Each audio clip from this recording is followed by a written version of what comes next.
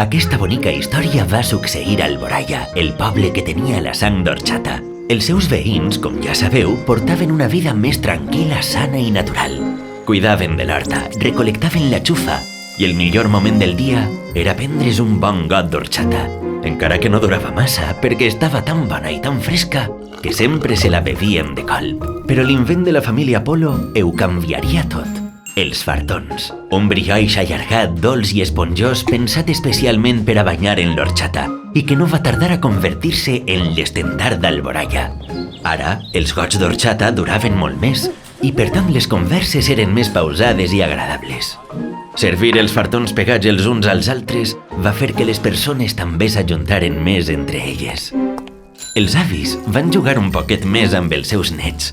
Els enamorats es van agafar una estona més de la mà. I des d'aquell dia, l'objectiu de Fartons Polo continua sent el mateix: acostar a les persones. Per això, avui, somiem amb una nova distància de separació, el que mesura un fartó.